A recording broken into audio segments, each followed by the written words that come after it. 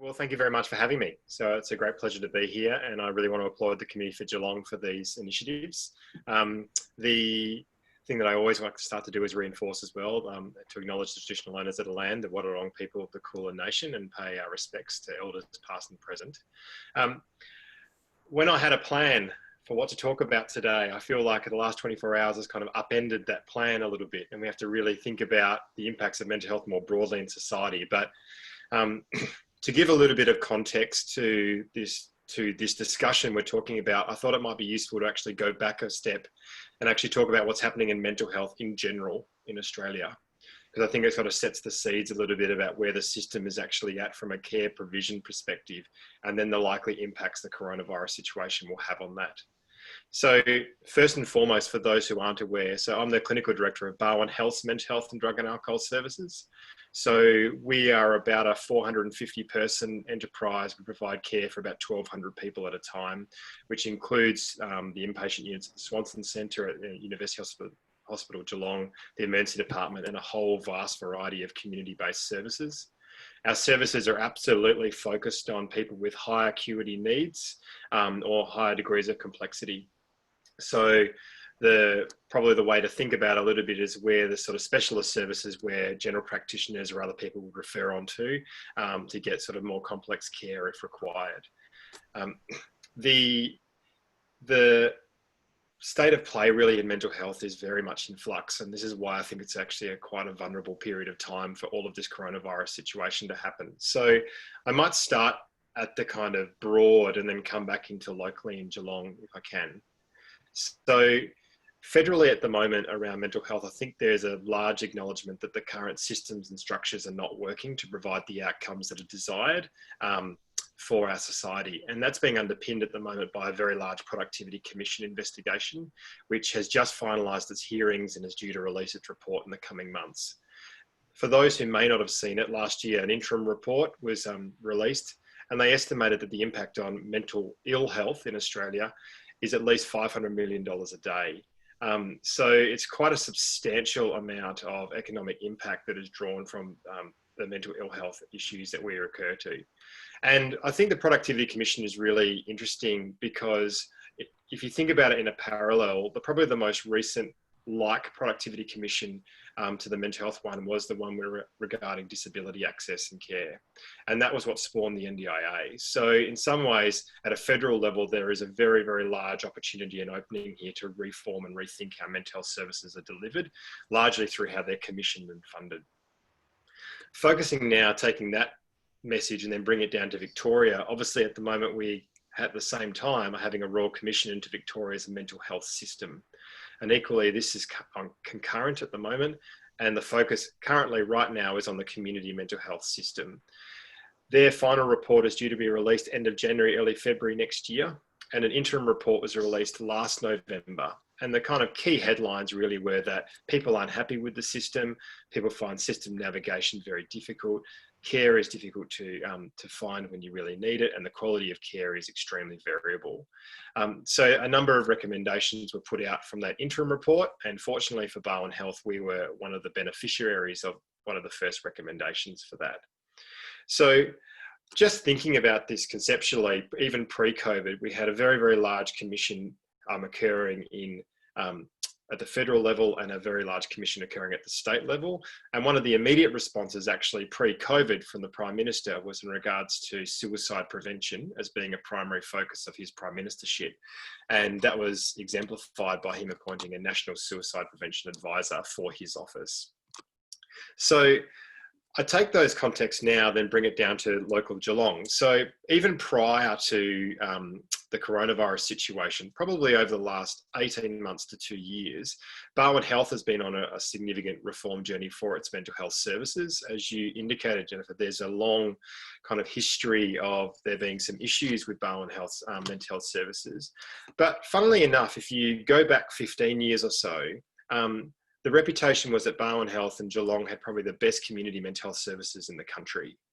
And I think probably what had occurred during that time is really we were a victim of many other things which happened in Victoria, where there was a slow degradation of funding and a slow unpicking of, really consistent policy initiatives, such that the entire system itself started to fall over. And about 2 or 3 years ago, this was exemplified here in Geelong, really with some critical incidents. But it's provided us an opportunity now to reform our service delivery, and we're starting to see the fruits of that labour really coming to the fore. So for those who aren't aware, we are in the process of significant build. I feel like we're building more than, we are building more, I think Anna could vouch for this, more than the rest of Barwon Health combined in our mental health sector. So we're building a whole series of new community centres, a whole series of inpatient units, new inpatient units. So we're refurbishing things that we already have. So we're in a process of significant recycling and reform. At the same time, we're spending this opportunity to actually reform the way we provide service delivery, so we understand what we need to do as a service provider. So notwithstanding that, the system is under a significant amount of pressure. And I think anyone who lives in this state would read countless stories or hear from friends and family of situations where they felt, I went for mental health assistance and I couldn't get it in the way that I like. I would like to balance that there are a lot of really good work being done, so it's not all terrible, but nevertheless, it's not what society will like. So now, closing in the coronavirus situation, I think one of the things that's really interesting about this is that it is, to borrow a phrase, it is significantly unprecedented. And we are now going through a process of trying to determine how we can best respond to this situation from a really evidence-based, logical care provision, knowing that our role in mental health service provision and mental health care in the community is only one piece of the puzzle. And in actual fact, it's community leadership like this, which I think can have as big or more substantial role than a service deliverer like ours in improving the mental health of the entire community. So the things that have been happening locally here in Geelong is a number of different efforts to try and pull together clinical service delivery agencies to try and understand where the stress points in the system are. And clearly one of the things I'd like to highlight relates to teenagers at the moment, particularly with the deaths by suicide of the 5 teenagers this year. But what we're seeing actually is a very interesting mix of changes to service demand over the previous months. So when the coronavirus situation hit first in March, what we saw was a significant decrease in demand. And there's a number of ways you could think about this. One could be that quite simply no one was going out to get care. And I think there is some contribution to that. But secondly, there's an impact, I think, of the nature of people being pulled closer together and having some benefits around closer relationships and carer relationships during this time. So I don't think it's completely uniform. A broader societal impact will be also around this collectiveness that we're all experiencing at that time, that we are all kind of in this together and being affected by this together. So I think in the early phase, we saw some of the benefits and also some of the downsides of this situation. Over time, however, probably over 6 or 8 weeks, what we saw was a normalisation and then an increase above in demand than we'd seen before. And I think this is partially rebound effect, people not receiving care that they needed, but also partially, I think, some of the stress effect that happens from more prolonged isolation and more prolonged inability to do all of those normal, helpful coping things that we all do to maintain our mental health, even if we don't understand that we're doing them. So I think that most of society was starting to breathe a bit of a sigh of relief around normalising things over the last couple of weeks. And then obviously now we've been kicked pretty hard in the last 24, 48 hours. So I really think it is imperative now that community leaders can identify their role and their contribution to improving the mental health of our entire community. And that will be through carrying good, consistent messages about how to maintain your wellness through this period of time. So I'll go quickly to the deaths by suicide. And then I'm really happy I thought I'd want to open it up because I'm actually as interested to hear from people's perspectives about what they're feeling and hearing as, I want to share myself. So tragically this year, 5 teenagers in the Geelong region have died by suicide. that is a relatively unprecedented number. But to provide some context for people, in general, over the last 10 years or so, there will be 1 to 2 teenagers who die by suicide in our region each year. Some years it's been 0, like last year. Some years it's been 3, but generally 1 to 2. And this actually is, it's a relatively stable rate, and it's quite a low rate of suicide, because actually suicide in teenagers is actually quite rare. Suicide in children younger than teenagers is extremely rare. So it is unusual. We've had this situation in the first half of this year. People ask me why. I have no idea to answer this. Some of these suicides occurred prior to any of the coronavirus situation having any impact at all. Some have occurred during the coronavirus situation. Could you hypothesize that it relates to social disconnectedness, broader stress, impact of remote learning in schools? You could hypothesize about a variety of different things, and I quite simply have no idea exactly why these particular young men died this way at this time. I am aware that some were connected with treatment services and some weren't. So it's not even as though that it's a case of consistency around that.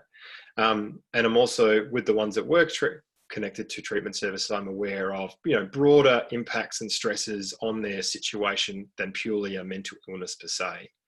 And I think this is one of the hardest things to grapple around suicide. And I acknowledge that people in the room would have their own experiences of suicide. And I really want to acknowledge that up front. And I hope that my comments are consistent and kind during this time. But it is very difficult to understand. And I don't think we completely, from a scientific perspective, have a very good grasp on what are the actual stimulating things that may cause an individual person to die by suicide at a particular time. So the message that we've been carrying in response to this, and there has been a large group effort from ourselves, from organisations like Headspace, primary care, schools, etc., has been around how can we promote positive messages of connectedness? Because we do feel that connectedness is a very important part of good mental health and suicide prevention. And there's been a collective effort amongst schools to do that.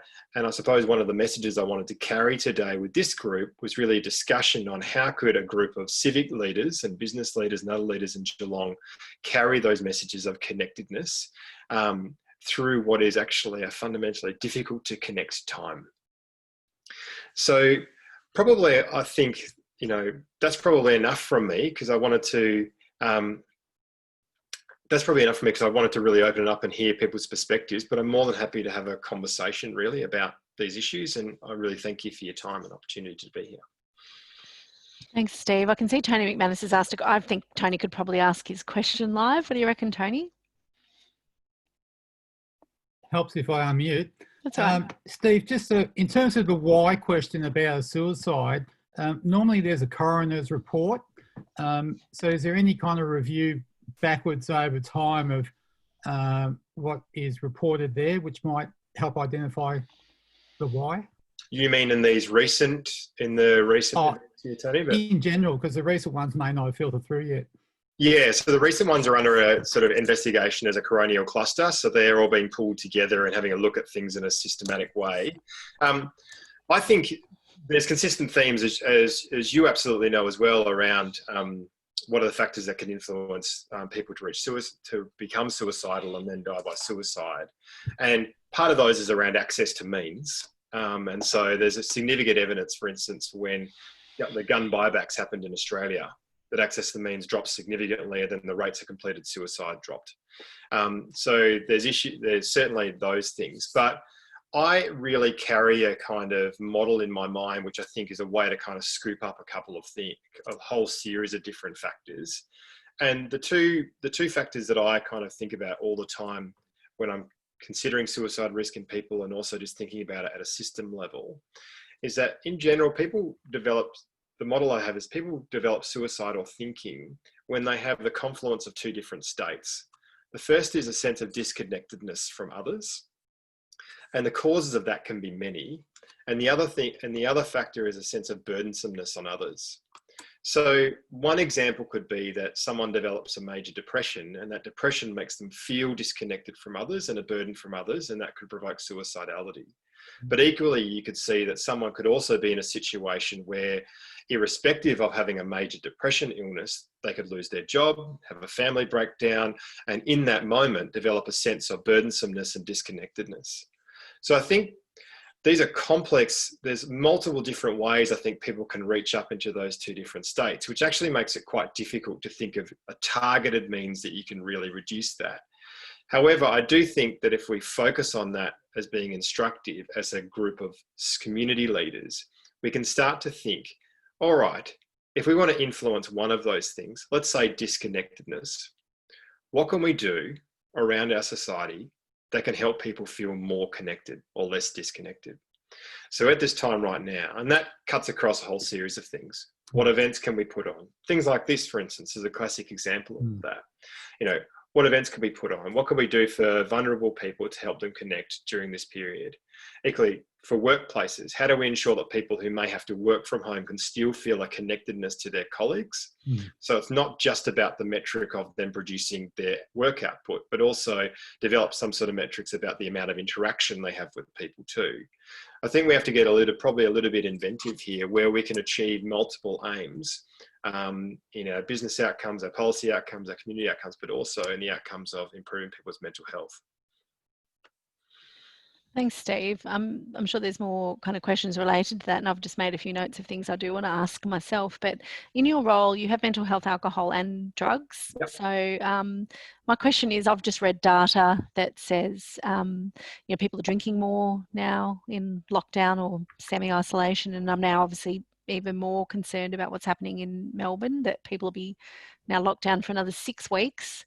And that's, I thought we were over it now. We've got to do all this again. I just thought, is there any general comment or research you've seen about COVID particularly, either increasing the use of, alcohol and drugs and that actually then being part of the problem, or, just a general comment about that, because all I see is little bits of reporting. Sure. I think the best way I think about these things is, there's this idea of the total consumption model. And that's the way of thinking about any kind of consumption, drugs, alcohol, where it might be, that as the total consumption of something goes up in society, the level of hazardous use will also go up. And so I think that everyone will reflect at the moment, it's pretty easy to have that glass of wine at night now or two, because we've got a little bit more time maybe because we're working from home. We've got a little bit, there's not much else to do. It's all a bit drab. We're a bit anxious, and we feed that back. So I think that there'll be two effects to this. We're certainly, I was really worried that what we would see in our emergency departments, etc., was a big surge of problematic drug presentations to the emergency department. So things like methamphetamine-induced conditions, etc. Now, we have seen a bit of that, but not as much as we might have predicted. And I think also people also cast a bit of aspersions that increase in job seeker payments and things like that would then be diverted into drug use, etc. I'm not convinced personally about that at this time. I'm not ruling that out, but I haven't seen that being the big issue per se. What I think we are seeing though is a subtle amount. People drinking that little bit more than what they drank before. People drinking a little bit more consistently. So it's gone from a kind of glass on a Friday to glass every Friday, Saturday, Sunday to Monday. Then it's a couple, then it's a little bit more. And the impacts of that are twofold. Firstly, once you move from kind of sporadic use of alcohol, now alcohol without doubt is the problem child here. Once you go from sporadic use of alcohol to more regular use of alcohol, its depressant effects and anxiety-producing effects start to actually compound quite significantly. And the second thing is that, continued use of alcohol over a period of time has significant other physical health effects. And one of the issues that we may see out of this might be worsening mental health related to higher degrees use of this, but equally some alcohol-related other physical health effects down the line, things like increasing weight, obesity, heart disease, cholesterol, etc. So the physical impacts of this, I think, might be quite substantial. So to answer your question quickly, I think it is a problem. I think it's going to be more of a problem now. And I think it's one of those things that if we don't have a kind of conversation about calling each other out on it, then it could become a significant issue for many people. Well, yeah, I find that that's an interesting thing because people are trying to come up, and thank you for saying these Zooms help. I think I was speaking to Anna before people all logged on, that we did these weekly Zooms as a response to just trying to be connected, not just ourselves, but, you know, more broadly. And it's been received well, which is great, but I always feel like we need to do more. And so, for example, and this is where I thought I'd just link it back to the drinking thing. I know there's some organisations that do social gatherings where everyone drinks, and I thought, oh, is that not saying that it is inherently wrong, but I've seen it and have heard, and I've thought, look, if that is exacerbating this idea that if you want to be social, you have to drink, is that the best message? So I just thought people struggling to kind of come out with a way to connect in a virtual environment, and yes, we can run these talks, but what we're missing, I suppose, is the really kind of granular social level. So I often come on early on the Zoom and have a chat to people before, and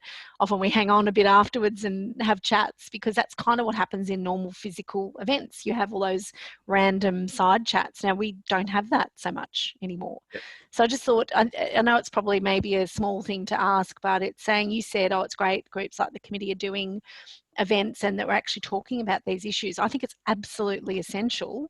So I just thought, is there other things you think we could do? And you were talking about sharing the message. Like, what does it actually look like, and what could we do? So just to go back onto, I have to loop back around. I don't think there's any issue at all in getting on and having a Zoom shared glass of wine with friends. Actually, I think that's quite positive, because in some ways it's replicating what you would already do. I think the caution, it's like anything, the caution I would have with people is just around, if you're starting to find that the regular wine at night by yourself watching TV is starting to turn into 2 or 3, it's a time to kind of just self-check. Why is this occurring? And can I replace this with something else? Because I think it's very natural for everyone at the moment to feel a sense of anxiety of what's going on. It is an uncertain time. So there'd almost be something wrong with our human condition if we all felt really relaxed at the moment. It's uncertain. So we should feel a little bit anxious about that. The way to get through that, though, is to express our anxiety in positive ways. And so that's going to be through social connection, through joking, through laughing, through sharing our current experiences, etc. So to come back to your other question, I think there's a couple of things that I would want to say. Firstly, the first thing is to say that there is a very, very strong role for people to stand up and to bring people together. And I don't think people should feel worried that they need some sort of expertise to be able to do this. One of the things that I find all the time working in mental health is people feel that there's some magic or expertise that I have that I somehow bring to the table, you know, behind closed doors. The reality is, good mental health care is compassion and empathy and listening and trying to work with someone to figure out a solution, coupled with a little bit of extra expertise on top. But really the core basis of it is the relationship. So one of the things I think I really want to encourage everyone, and perhaps it's a message that community leaders can come out to too, is now's the time. It's not going to be as simple as it was before for you to maintain your relationships. So you're going to have to be more intentional about it. You're going to have to schedule it in. You're going to have to, deliberately reach out to people who you haven't heard from for a while. You have to schedule these things and stick to it as well. It's going to take some more effort, but it's really, really important. And I think actually the effort you put in will be rewarded more than what it may seem up front. So that's the first thing. I just want to dispel any kind of thing that people can't do this, or someone's really down, so therefore what they need is to go to a GP and a psychologist. That may well be the case, but I guarantee that the GP and the psychologist is not going to be as effective as they would be had the person also been supported by good quality friends and colleagues. So that's the first message. I think the second message is to think structurally about the things that we can do still in our spheres of influence. So some of that will be in the workplace. So like I said before, if you're a boss in a workplace and you've got a group of people who are working remotely, part of your responsibility, in my view, is, you know, the health and welfare of the people who you're working with. What are some of the things you can do to bring them together regularly? Some of them are going to be reluctant. This is the thing as well. And sometimes you have to, you know, not kick some heads, but, you know, strongly encourage people that this is a very important part of being an effective team and working together, is having some social work connection. So that'll differ in every workplace. But as an example, in my workplace, you know, funnily enough, I struggle with this sometimes. We have remote people. I've got to pull them on to, you know, at least a weekly meeting where we just chat and just talk about what's going on, right? They're reluctant and they're experts. So I get it's hard everywhere else, but it's one of those things we just have to enforce really strongly. The second thing is to think about spheres outside of work. You know, one of those things is sporting clubs. And I know some of the local sporting clubs are doing fantastic work to pull things together. It's such an important part of our social fabric. So it may be that we can't do all the training together. It may be you can do parts of it, start, stop, etc. You know, that quiz night that you do every year, do it. Do it again in a couple of months. You know, people will feel reluctant, like they're waiting for, I think people often, when they're anxious, they wait for something to change. The reality is, I think we're going to be living with this sometime. So we have to change the way we approach it. So I'm sure once I say these things, everyone will start to think as well about other things that they can do in their own sphere. I suppose the one bit of message I wanted to carry is that there's no expertise that I have that you don't have to be able to reach out and connect with others. In fact, you're probably better at it than me. So, you know, if I'm saying that we were the biggest mental health service in town, I hope it gives people confidence to be able to do that in their own workplaces, to know you can't really stuff this up if you approach it with, you know, a good heart. Steve, I might jump in there. Service clubs are also a very good option to complement sporting clubs. So, and it's like the Rotary clubs, the Lions clubs. You get together. Often their reason for existence is to do some community stuff locally, potentially overseas. So it can be a bit of fun too.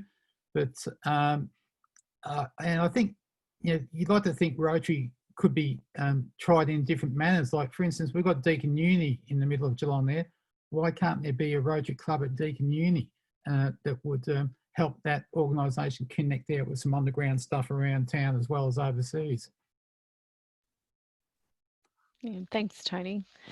I noticed Jade had asked a question about research undertaken during the coronavirus about extroverts and introverts. Yeah, thank you. I was going to ask that question. I think we've talked about this at work, so if you can answer this, that would be great.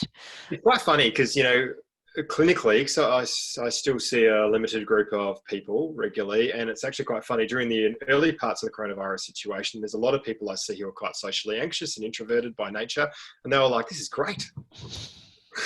I'm not an outlier anymore. I'm like, you know, in the pack, and I feel really great. So I don't know directly. I would imagine that, you know, you could hypothesize, and I think logically you could say that people who were more naturally inclined to kind of like their own company and spend a bit of time would feel okay with that, and people who needed that social connection more naturally would suffer more. What has definitely been shown is that there's there's an age-based issue here. And there's a couple of vulnerable groups. Older people, particularly, who are already more socially isolated, have suffered more from this difficulty. And, you know, I know of some older people who haven't really left their home in 3 or 4 months now out of fear.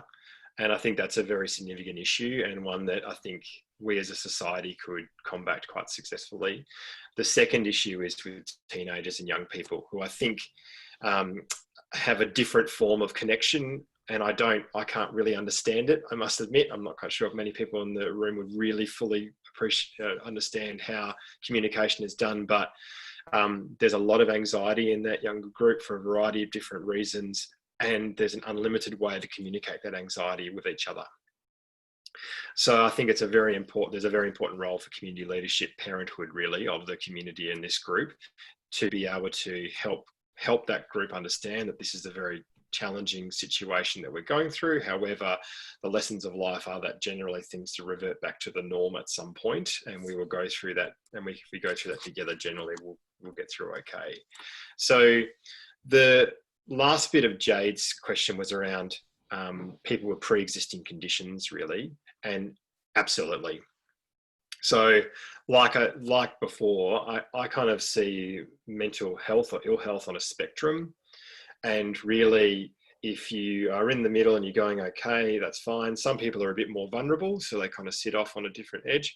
And if there's a change in society that sort of increases vulnerability, then more likely to express that. And we've certainly seen clinically in our service a number of people that have been stable for quite some periods of time, just with the increase in stress had an exacerbation of their condition. Like I said before, though, it's not uniform per se. So it's not like if you have a condition, you definitely will have a relapse. However, certainly if you have a pre-existing vulnerability and then that vulnerability is susceptible to society as is the moment, then that's a real risk for you. Thanks, Steve. I mean, I've got more questions and I'll park it for now and just say we've had another question from Zoe, who's from the G21 Health and Wellbeing Pillar.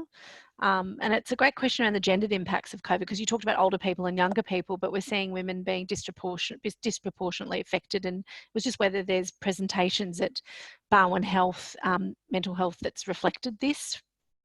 Like I say, I couldn't sort of grasp it down to data. Absolutely, there's some disproportionate effects on some women in our society. We've certainly seen effects, particularly on young mothers and pregnant groups, particularly. And this goes, I think, once again to disconnectedness. So, my wife had a child. My wife and I had a child, I should say, but my wife had a child in the end of January. And all of those, normal kind of connections you kind of get with society, like maternal child health groups, mothers groups, etc., all got stopped. So there's those little touch points which I think made things a bit more isolating. And we have seen, a group of younger mothers, probably more than usual, who have presented in these situations more distressed, more anxious than they would otherwise be. And, I think in general, though, for Barwon Health, that acuity that we kind of deal with in generally is fairly normally mixed. Men and women, but I would imagine that kind of less acute but still quite significant effects that certain groups of women would have been more deeply affected than certain groups of men.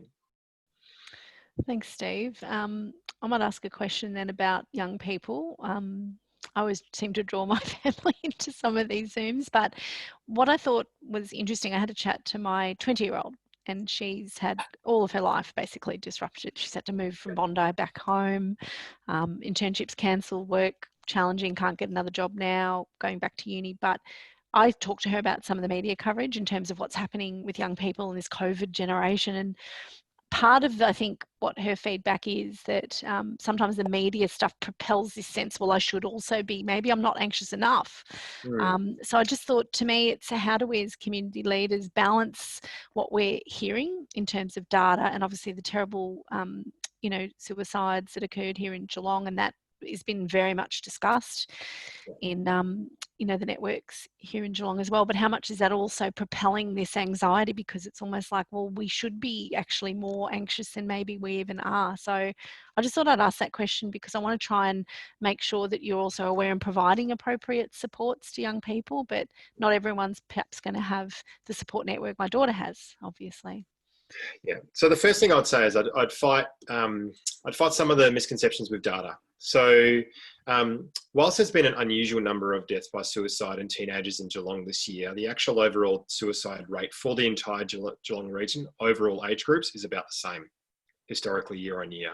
So we haven't seen an increase. So in actual fact, then what we've seen is a decrease in other age groups, which has been compensated for by this group of younger people.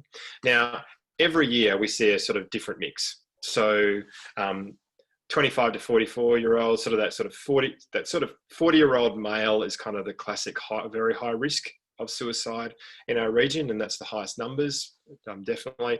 But otherwise, suicide rates overall have been down, except for our teenage group this year. So I think that's a very interesting thing, and I think it flies a little bit in the face of some of the early days modelling that was done. I just want to put my finger here and say that modelling is a very difficult thing to do.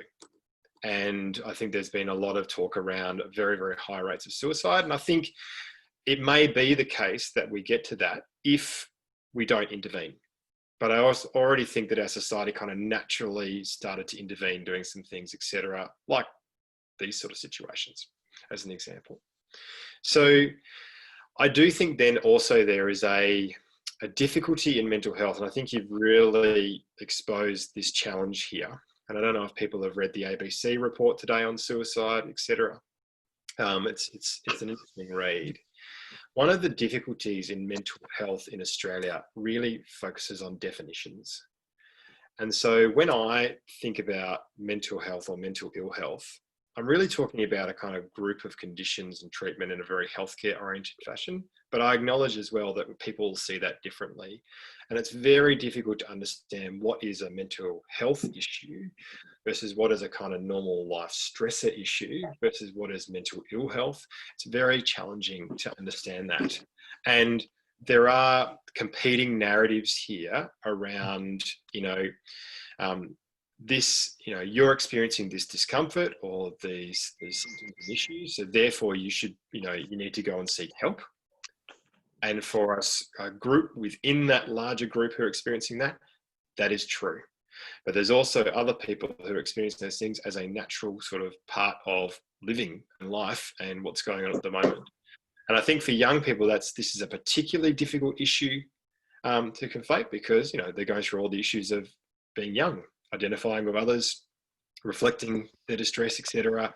And so I don't have a really clear answer on that situation, other than I come back around once again to supporting younger people requires just sensible, logical, compassionate help, which is that, what you're going through at the moment is really difficult. Let's talk about it.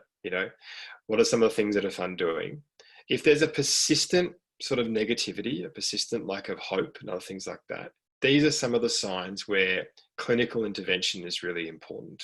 But if it's not the case, if it's kind of up and down, then really it's sort of similar to grief in a way. So one of the, really simple way to think about grief is that grief versus depression used to get really mixed up. So people would say, oh, if you had grief for this too long, it was depression. The difference between grief and depression is that depression is generally a fairly consistent state, whereas grief tends to have fits and starts.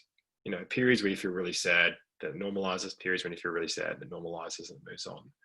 So I actually think a lot of younger people in Australia at the moment would be suffering a kind of grief reaction. They've had their kind of life pulled out from under them, and there's a loss to that process. And for most, it would be normal to expect that ups and downs in anxiety and sadness and those sorts of things, and that to be experienced. But in between, for things to be relatively normal. When things go from ups and downs to being actually quite flat and morose and, downcast, that's when I think it's very important to get decent help. And I still think the best place to go to get decent help is to speak to a decent GP. Thanks, Steve. I'll just note that Frances Diver, the CEO of Barwon Health, has joined us. And I just thought before I hand over, and hopefully we'll just be able to get an update on what is continually a moving, I was going to say feast, but it's not the right word in terms of what's happening in the state with this health crisis. Just your comments, Steve, around young people. And I thought if we've got some time towards the end, maybe talking a little bit more about the back to school, not back to school. How do people adjust to being at work or not at work, and then their expectations of what the new norm is? That I think is something our members are dealing with constantly, which is how do you keep talking to your staff or your children or your family about, oh, it's only for now. Oh, is it only for now? Oh, is it going to continue? How long is it going to continue? Do we have to now adapt for a longer period of time or not? And that all plays into how people then wake up every day and hopefully approach their daily lives. But if okay, I might just hand over to Frances, and thank you so much for joining us. You've been so generous with your time helping us navigate this. So I just thought if there's something you wanted to just share to start with to the group, and we can open it up for more broad-based questions about COVID itself. Sure, thanks, Jennifer. First thing to say is, isn't it a great time to be living in regional Victoria? From an inner city girl, I'm now a regional Victoria fan, of course. So aren't we lucky to have escaped the lockdown? So the first thing to say is that the general consensus amongst experts, including our ID physicians here, is that the government made the right call to lock down Melbourne and the Mitchell Shire. And that's because they've got community transmission. In Geelong, we're fortunate in the broader region, so I'll just say Geelong, but the broader region, we have a handful of cases, but we don't actually have any community transmission. The cases that we're seeing in Geelong are people live in Geelong and work in Melbourne, or someone in Melbourne's come to visit, or people on holidays down the coast.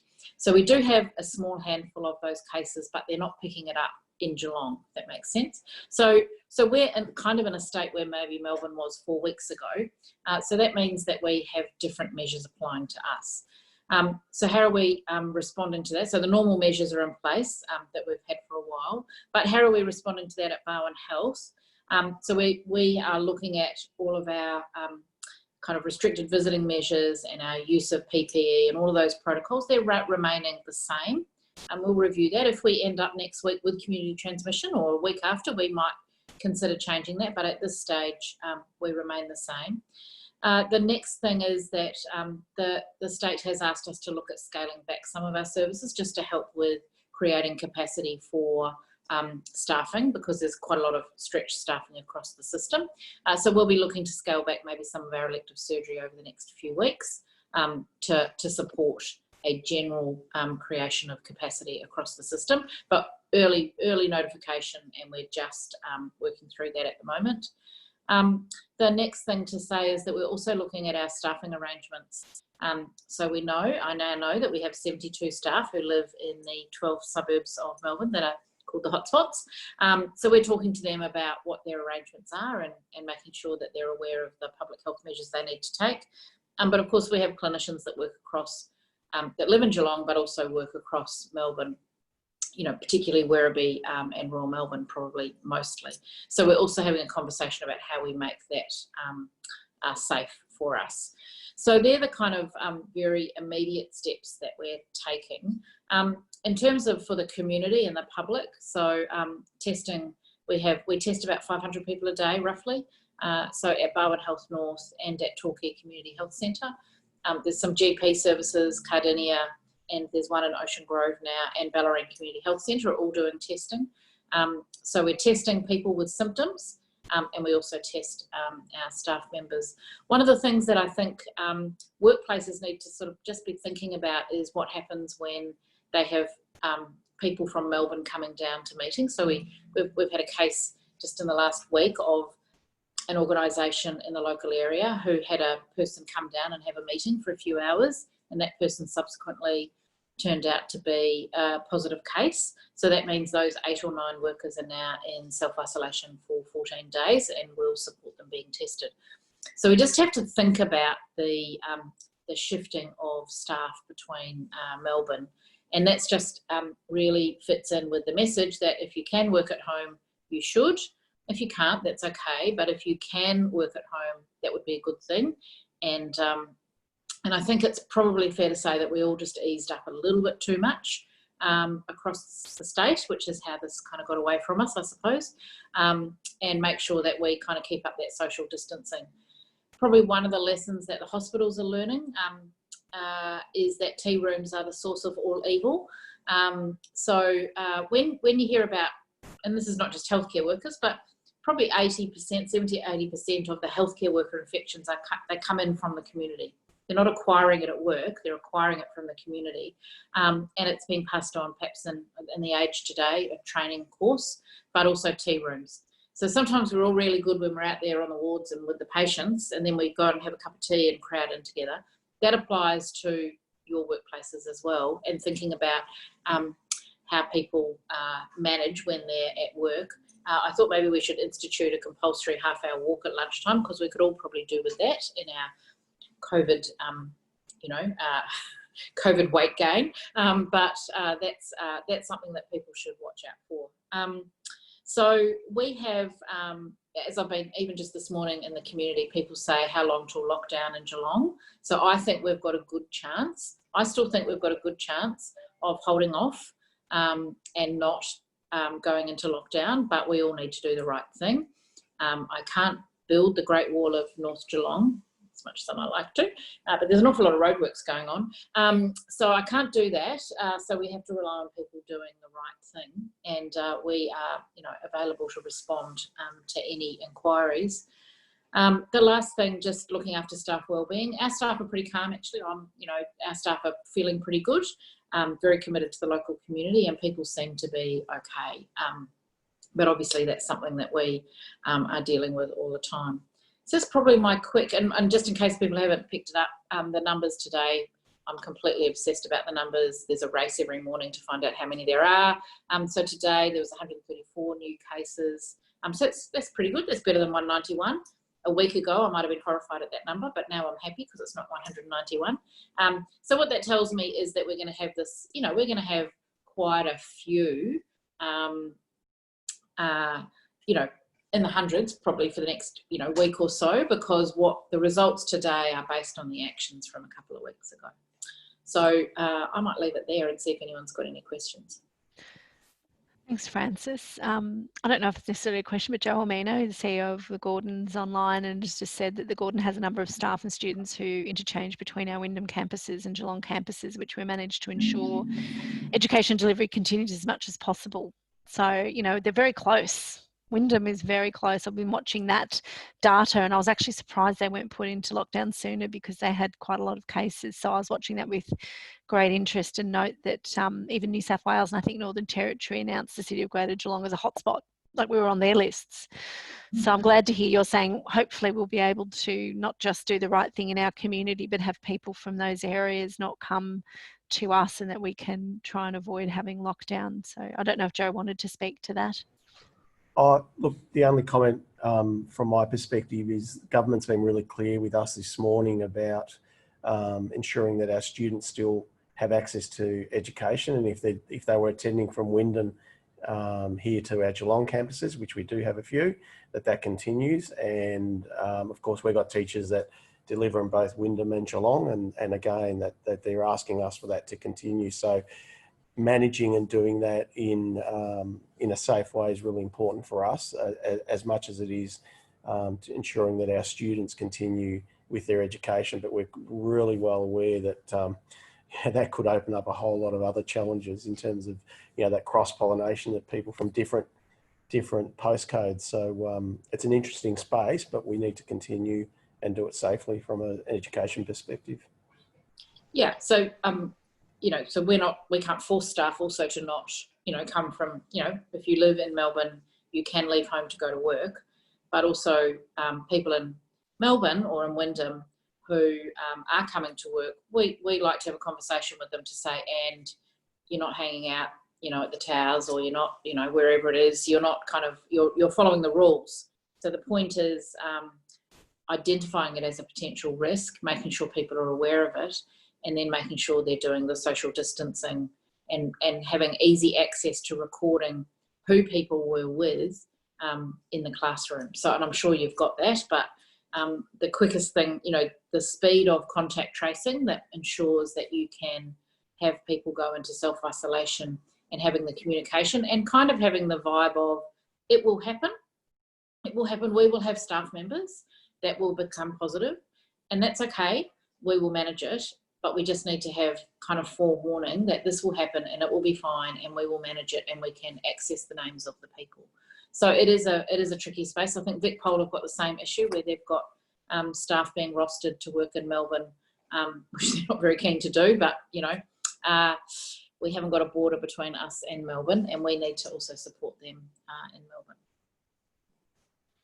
Thanks, Frances. I think we've only got a couple of minutes, so I thought I'd throw it open and see if anyone had any final questions. But Frances, part of the conversation we're having before you came on was, what can the Committee for Geelong do in this environment? And Steve was very kind, saying that just our weekly Zooms and some of the things we're trying to do to connect our members has been valuable. And I know it's been valuable, but I sort of feel like we should be doing maybe more. And he talked about being intentional about connecting with people, particularly if you haven't heard from them for a while from a mental health perspective. But I thought, because Geelong obviously isn't involved in the more significant lockdowns, we still have restrictions in terms of what we can do. And I think it's just I know we've sort of had discussions offline about sharing your messages when we can, from Barwon Health's perspective to our members. But I thought, was there anything else we can do, particularly, and I know this is an infectious diseases question, Francis, so all the reports coming out about maybe different ways this virus is being transmitted, the use of masks or not masks, I thought they're the sorts of things that I thought would be really important to make sure we kind of don't spread misinformation as well.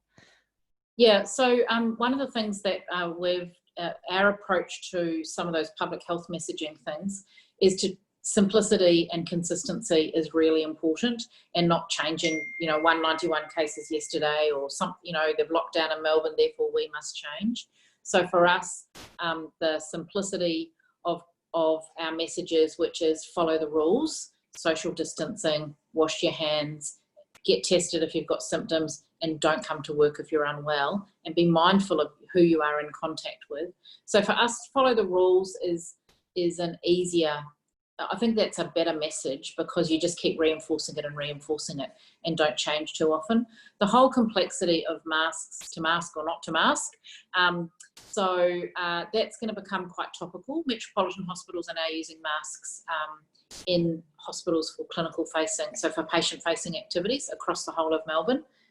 So people are asking us, why aren't we? Well, we're not, because we don't have community transmission. So we have to remind ourselves why they're doing that in Melbourne. If we got to a high level of community transmission, we might do that, but we're not there now, and making sure we understand the triggers for changing our advice. So I think the advice is, if you're a vulnerable person, so you're immunosuppressed and you're in a crowded space where you're not able to socially distance, then there is an option to wear a mask. But in Geelong at the moment, we are not at that point, because we don't have community transmission. There are 3 or 4 households where there is a confirmed case, and there's about 20 people probably self-isolating at home. So your chances of coming across those people in the supermarket are pretty low.